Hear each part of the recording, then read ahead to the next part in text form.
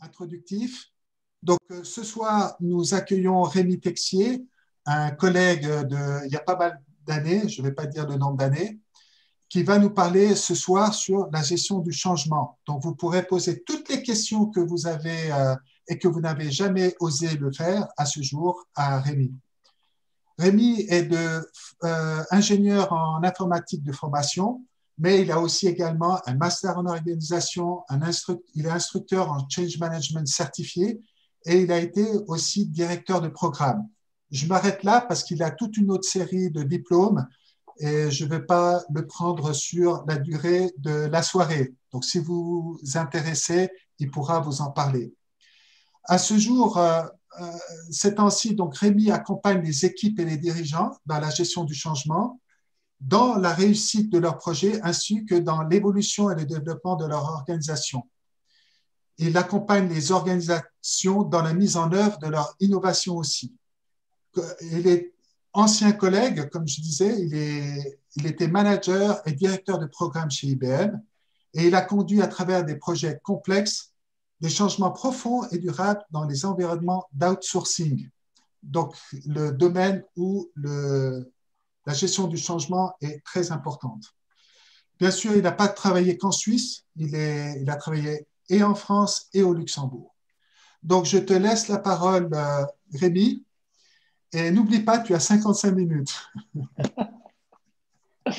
Merci beaucoup, Dany. C'est un plaisir de faire cette conférence, malheureusement pas devant vous, mais en tout cas avec vous et de commencer l'année comme ça. Donc, je vous souhaite à toutes et à tous une excellente année 2021.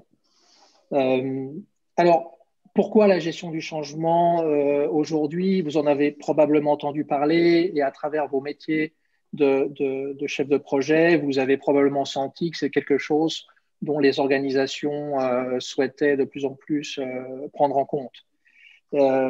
Chez Nexum, on a observé depuis 5 ans qu'en Romandie, il y a effectivement un réel engouement pour le change management parmi nos clients, alors qu'avant, on était positionné plutôt sur des services de leadership exclusivement coaching, conseil, formation. Et là, de plus en plus, on a vu ces organisations qui avaient le besoin pour faire face à tous les changements, tous les projets qui s'accéléraient, qui augmentaient.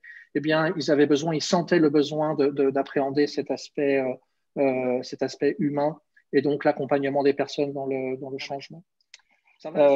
Toutes ces situations qui coexistent aujourd'hui entre des problèmes complexes, des problèmes qui créent du chaos, eh bien, ça a poussé les organisations à faire attention aux aspects humains parce que la capacité des personnes, la capacité des humains, on va le dire comme ça, à intégrer des changements et à traiter des problèmes complexes interconnectés n'est pas sans limite. Et ça devient le goulet d'étranglement de la capacité d'une organisation à mettre en place des changements.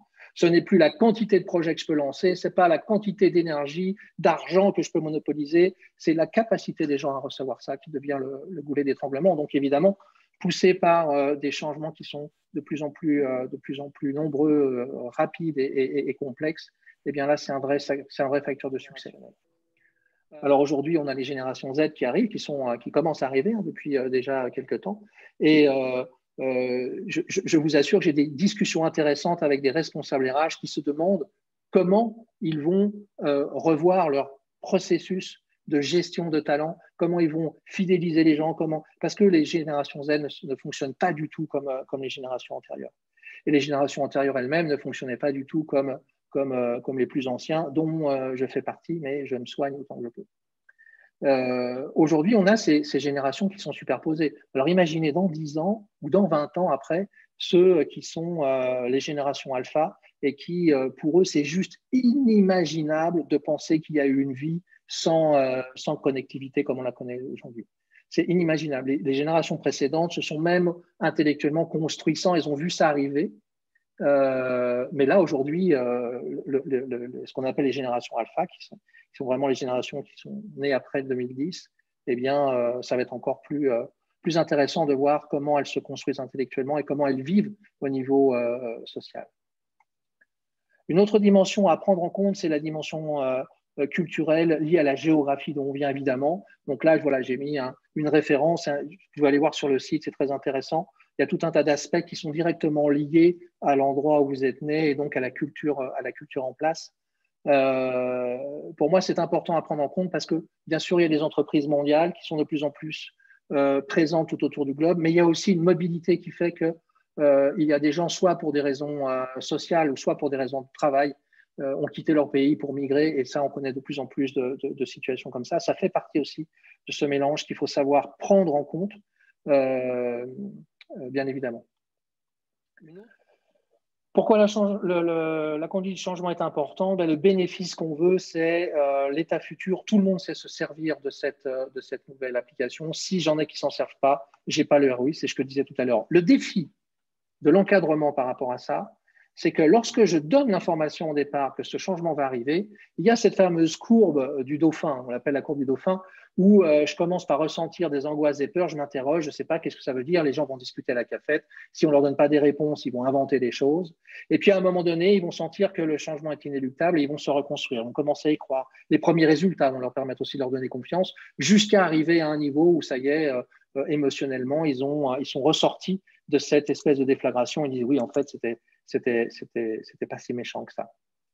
Le défi, c'est donc d'avoir l'ensemble des personnes le plus vite possible qui passent de l'état de gauche à l'état de droite. Et la courbe de droite, ça représente en fait l'ensemble des collaborateurs d'une équipe et le niveau d'appropriation de chacun de ces collaborateurs. J'en ai qui sont complètement pour le changement, complètement à droite. J'en ai qui sont dans le quartile après la médiane à droite et qui sont OK avec le changement, c'est-à-dire qu'ils sont partis, ils avancent. Il y a ceux qui sont observateurs. Ça ne veut pas dire qu'ils résistent, ça veut dire que pour l'instant, ils n'ont pas encore les éléments qui les rassurent suffisamment pour avancer. Mais ça ne veut pas dire qu'ils résistent. Et puis, il y a ceux qui résistent et ceux-là sont les opposants. L'objectif, c'est d'arriver à comprendre de quoi les gens ont besoin pour avancer le plus possible. Et de mettre son énergie, autant que faire se peut, sur les observateurs pour comprendre qu'est-ce qui va leur permettre d'avancer, c'est quoi leurs barrières, leurs défis. Encore une fois, ça, c'est un acteur important. L'autre acteur important, c'est le cadre direct. Et là, vous avez les différents types d'actions que le superviseur direct, le cadre direct va devoir prendre. Des actions de communication. Il va servir d'agent de liaison, il va reporter des problèmes, il va les faire régler des problèmes. Il ne va certainement pas les laisser en suspens parce qu'il va montrer en même temps qu'il règle le problème. Non seulement il va le régler, mais il va montrer qu'il donne de l'importance aux difficultés que rencontrent ses troupes. Il va être l'ambassadeur de ce changement. Il va démontrer par son attitude qu'il soutient complètement le changement. Il doit savoir gérer les résistances, identifier les résistances, d'où ça vient, savoir prendre les bonnes mesures pour aider les personnes à avancer.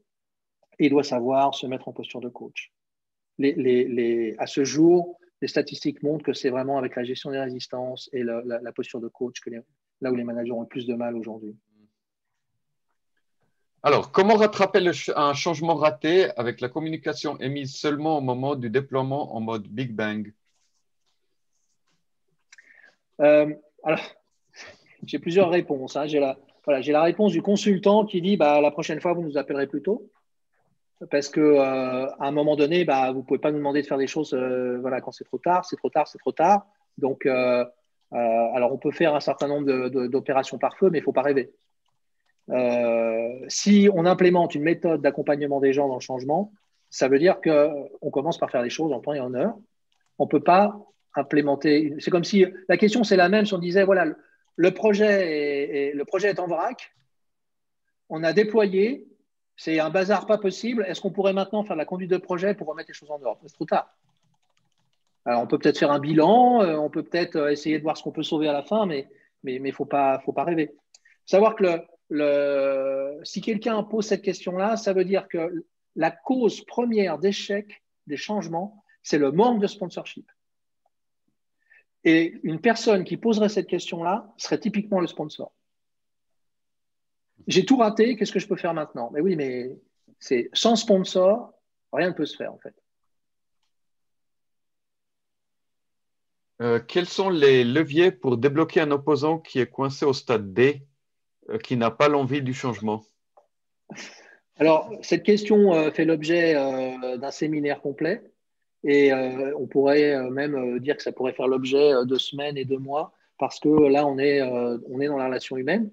Donc, si la personne est bloquée au stade D, Ça peut être que soit parce que son cadre a des problèmes, des difficultés à faire son métier, c'est-à-dire que si vous avez un cadre qui n'est pas au niveau de ce qu'on appelle les soft skills, donc il ne sait juste pas écouter les gens, il ne sait juste pas décrypter le non-verbal d'une personne pour comprendre que ce que la personne est en train de dire, ce n'est pas tout à fait ça, qu'il faut explorer, qu'il faut… Bon. Donc, si le cadre n'est pas capable de faire ça, c'est une première cause. Parce que peut-être que la barrière qui peut être une barrière personnelle, elle n'est pas forcément compliquée. C'est juste qu'il faut mettre le doigt dessus. Ensuite, la barrière peut être compliquée. Et là, la barrière peut être compliquée pour plusieurs raisons. Soit parce que, de facto, c'est compliqué. Vous déménagez, vous allez de l'autre côté de Lausanne alors que vous êtes de ce côté. Et puis, la personne, elle se retrouve avec des transports juste impossibles, avec les enfants dont elle doit s'occuper, etc. Donc, c'est un réel problème. Voilà, vous pouvez lui dire, t'es salarié de cette entreprise, tes problèmes personnels, j'en ai rien à faire. Et puis voilà, quoi. Mais non, c'est pas comme ça que les choses doivent se passer, mais ce problème, il est réel.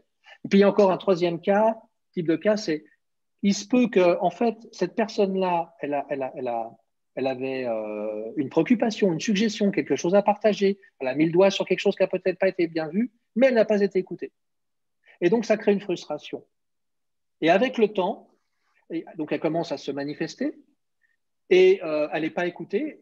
Meeting après meeting, elle est même, on va dire, on lui associe une image de résistant, alors qu'en fait, elle voulait véritablement faire avancer les choses. Et en fait, on va la braquer parce que justement, on ne sait pas l'écouter. Et donc, avec le temps, quelque chose d'anodin peut amener la personne à se mettre dans une posture qui devient juste, à un moment donné, irréversible, quoi. Thierry, merci beaucoup à tous pour vos questions et merci beaucoup, Rémi, d'y avoir répondu, même quand j'ai rien compris. Ouais, alors c'est vrai que là, c'est juste en quelques minutes l'occasion pour moi un petit peu de poser ma casquette de président de la SNP, enfin ma casquette virtuelle, vous l'avez bien compris, pour partager un peu mon expérience personnelle. Je suis certifié ProSci en gestion du changement et comme beaucoup d'entre vous, en fait, j'étais chef de projet et je gérais des projets qui avaient de plus en plus d'impact humain. Et autant, vous savez, le coût pour foirer, si on foire un projet technique, ce n'est pas tant grave. Autant je me suis aperçu et j'étais très sensible au coût potentiel que ça pouvait avoir si mon projet avait un impact humain. Et j'ai retrouvé dans la formation ProSci et dans la certification ProSci ou dans peut-être d'autres certifications en gestion du changement, j'ai trouvé énormément d'outils. Et j'ai bien aimé d'ailleurs quand Rémi Tessier a parlé du change management qui est à l'heure actuelle ce qui s'est passé il y a quelques années, 20 ans, peut-être même 30 en gestion de projet. C'est que finalement, de structurer ma gestion du changement, ça m'a permis d'avoir bien sûr un certain nombre d'outils, de templates, etc., mais d'être sûr de ne pas rater ma gestion du changement et de ne pas rater l'impact potentiel que peut avoir un projet sur des humains. C'est vrai que jusqu'à une certaine dimension, le bon sens peut déjà faire beaucoup de choses, mais à partir d'une certaine étape, je pense que c'est une évolution presque naturelle et en tout cas très bienvenue pour les chefs de projet que nous sommes. Donc voilà, c'était un peu cette expérience que je voulais partager. J'ai vraiment découvert une méthode rigoureuse et extrêmement riche pour accompagner cette gestion du changement de manière professionnelle, tout simplement. Voilà, j'arrête avec cet échange d'expérience. Je ne veux pas non plus tirer la soirée trop en longueur. Voilà, merci à vous en tout cas et merci à toi Rémi.